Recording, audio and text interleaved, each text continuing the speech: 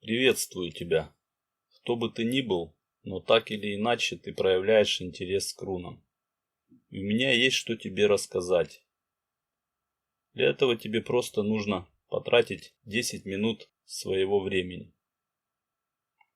Понимаешь, информация – это как пища для ума. Она бывает вкусной, но совершенно бесполезной. А бывает пресная, но оказывает влияние на всю нашу жизнь. Я тебя уверяю, дослушай этот ролик до конца, и эту информацию про руны ты никогда не забудешь. Давай для начала выясним, что такое магия. Ты, наверное, в свое время неоднократно слышал про шаманов. И прежде чем я дам тебе свою информацию, я немного расскажу про шаманов. Эти люди существуют в разных уголках нашей планеты. И их называют разными именами. Но суть у этих людей одна.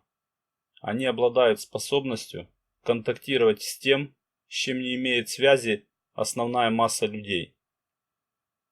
Во многих племенах шамана почитают не меньше, чем вождя племени, так как на нем лежит большая ноша.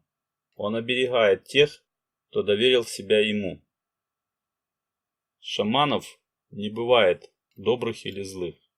Добрыми или злыми могут быть люди.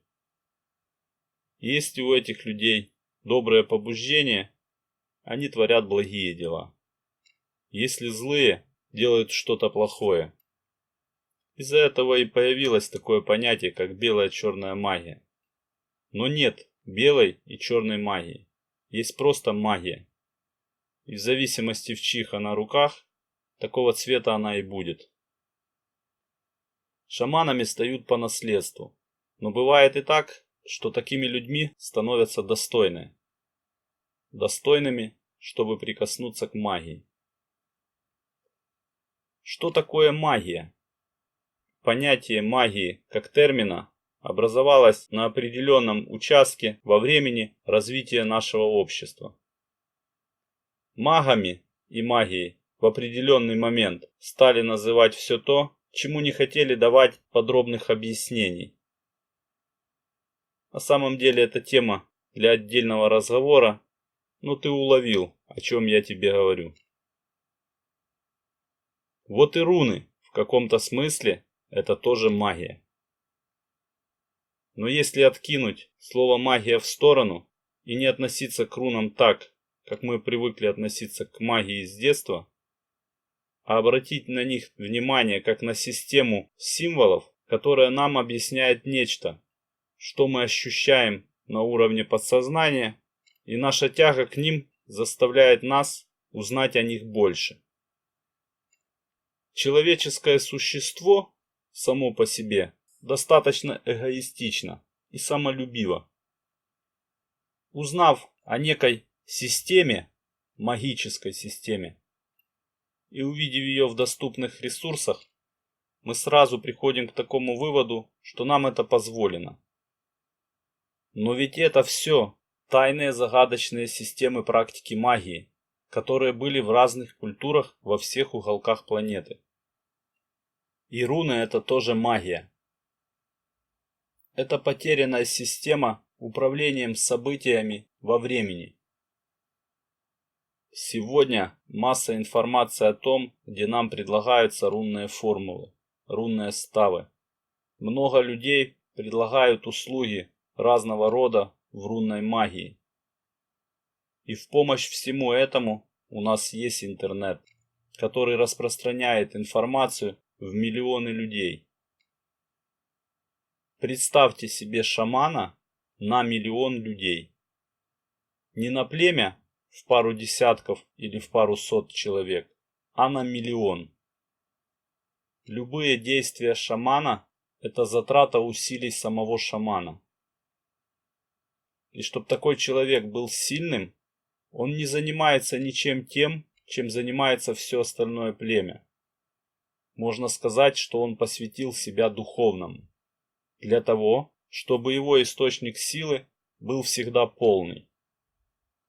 Время от времени с племени к шаману приходят люди с разными просьбами. Вызвать дождь, помочь скоту, вылечить тяжело больного. И на все это требуются силы этого шамана. Сегодня через интернет многие люди предлагают услуги. Делают руны на заказ, либо напрямую выставляют рунные формулы в свои видеоролики. Представьте на секунду, что рунную формулу из этого ролика используют тысячи людей.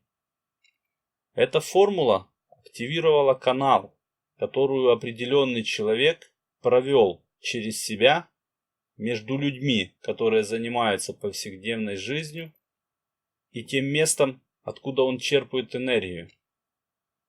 Это и есть тот источник силы этого человека. Если он правда вложился в формулу и передал ее кому-либо, либо выставил видеоролик и сделал это сознательно на весь мир, каждый, придя со своей кружкой, будет черпать из этого источника. И очень могучий тот человек, источник которого насытит всех. И хорошо будет, если в тот момент этого человека можно назвать белым магом. То есть он делает для блага, отдавая свое остальным.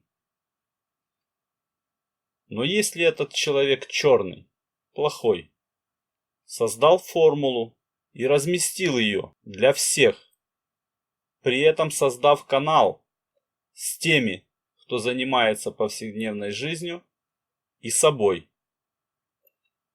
Формула, которая заберет у каждого и отдаст ему. Люди, какими бы взрослыми они не были, они всегда остаются детьми. Если сегодня им что-либо обвернуть в то, что им нравится, они съедят все.